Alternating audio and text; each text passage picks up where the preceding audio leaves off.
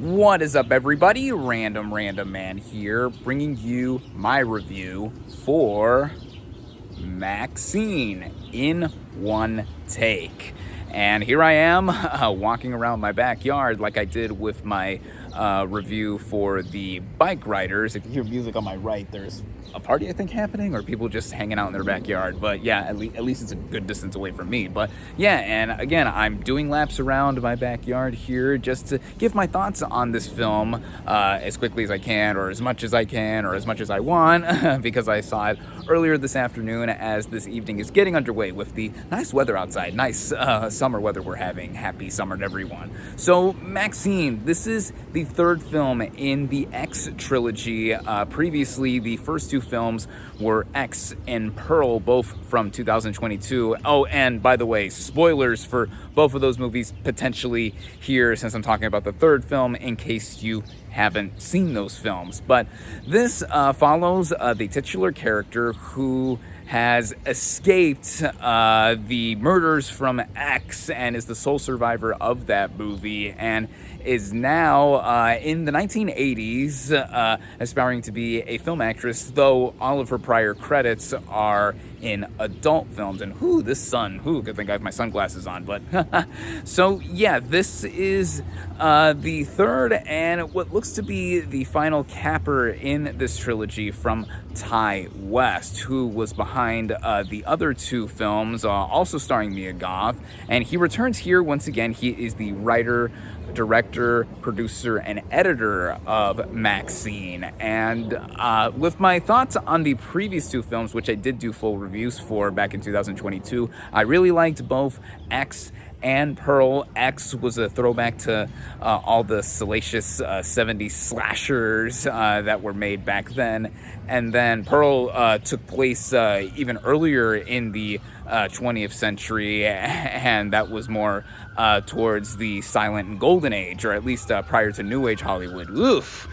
All these sirens, wow. This is what I get for doing this review outside and in one take. Okay, they're going away now.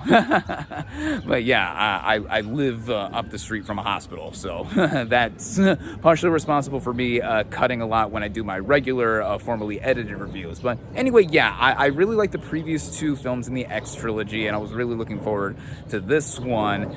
And with how I will approach this review, of course, I have to start out with Mia Goth, who previously in X didn't just play MaXXXine there. She also played Pearl, the older, elderly version of Pearl that she also reprised the role of in the movie Pearl as the younger version of her. And she was fantastic in all three of those performances in the prior two films, and now she's playing MaXXXine in the 1980s, and you know, she's given herself a real star-making showcase for acting in these movies, embodying the character of MaXXXine, and specifically in this film, not letting go of the drive and wanting to be a star, moving away from all the adult films that she had previously done and she is well known for, and just having that chutzpah, to use an old term, or just that gall, that real motivation here, I think helps this film out a lot in her carrying it, just like she did with a lot of the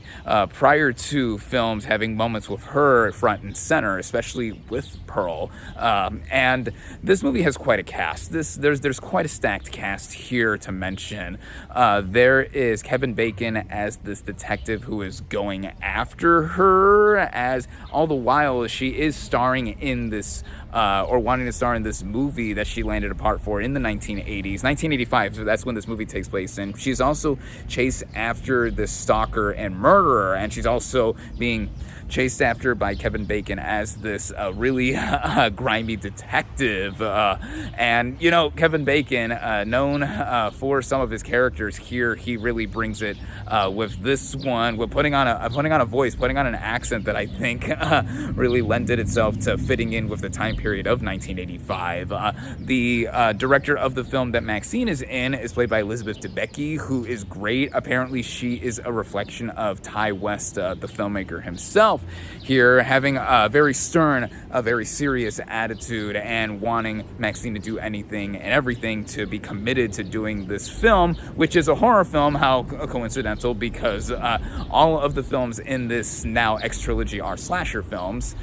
There's also Giancarlo Esposito as MaXXXine's agent. Always great to see him in just about anything. Moses Sumney and Halsey, two singers in real life that I quite enjoy. They play two friends of MaXXXine. And then Bobby Cannavale, excuse me, and Michelle Monaghan play two detectives who are trying to go after the murders that are happening around MaXXXine and are trying to, get some answers out of her. They're very good too. Lily Collins has a fun little role as an actress that MaXXXine is going to co-star with in this upcoming slasher that she is doing. And there's more to mention with the cast here, but I don't want to give away spoilers with all of that. And I think the movie really does rest a lot on what Mia Goth is doing in the first place. And it makes me very glad to see that, she has a lot more notoriety for these movies, because she mostly did smaller pictures before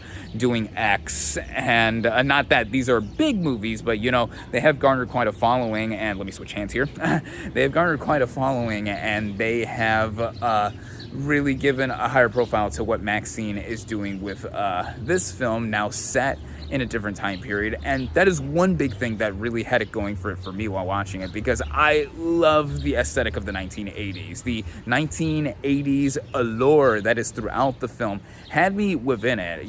The way it looks, the cinematography, the sets, the costumes. A lot of the same people that worked on the previous two X films were back here, and same thing with the music. Not just the original score. The original score was done by Tyler Bates, I believe, and also the licensed tracks that fit in 1985. You're really in there. You're really in the time period that the film is set, and just the oeuvre that Ty West has created again for himself, and really being all over this movie.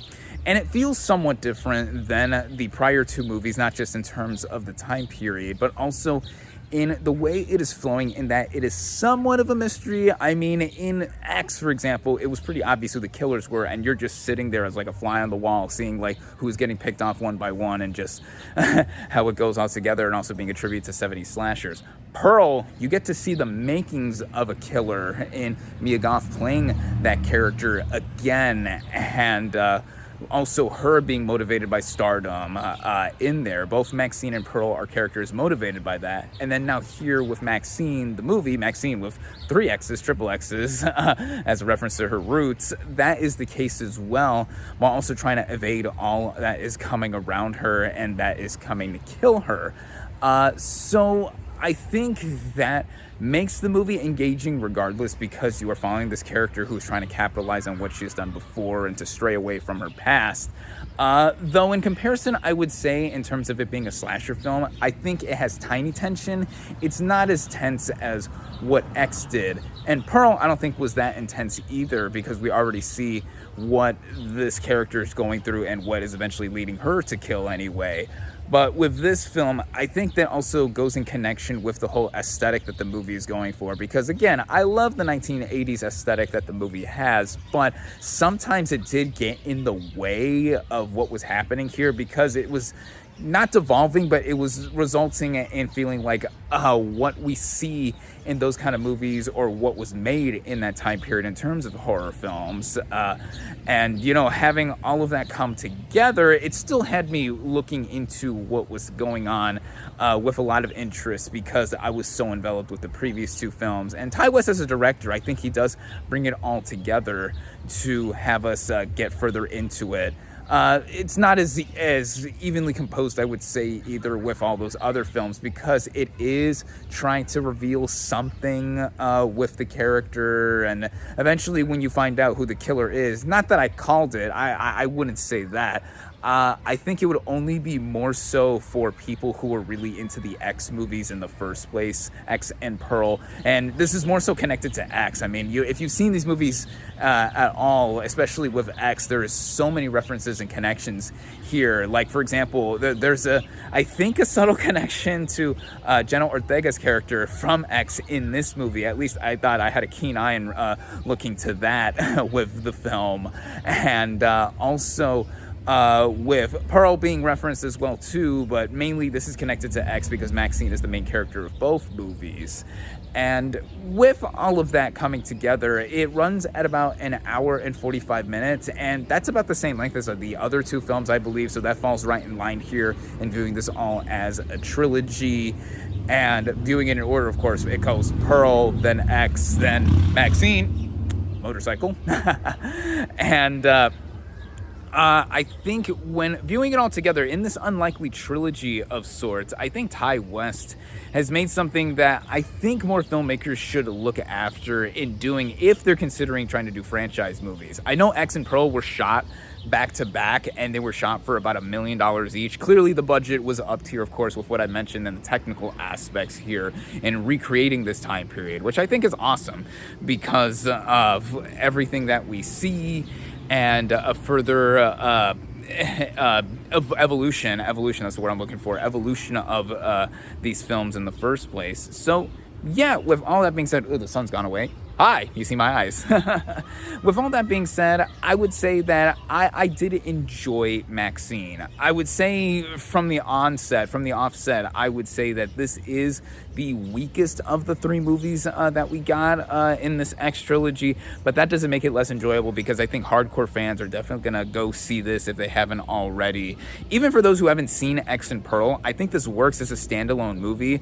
All three of these movies do work as standalone films, but obviously now viewing them together in what has become a trilogy, it's I think something that I think mostly works here, especially from X going into MaXXXine. Pearl taking place way before then, you could just see all of the same filmmaking attributes, and of course Mia Goth being someone really to look forward to in other films, and these really being something that I think she's going to be remembered for in the best way. So yeah, more or less those were my thoughts on MaXXXine here, and all that's left for me to say is to give my final verdict. My final verdict for MaXXXine is 3.5 out of 5 stars. And there you have it. Thank you all, as always, for watching. Be sure to like this video, comment on what you thought of MaXXXine, social media links in the description, subscribe to my channel for more, and I'll catch you on the next movie review.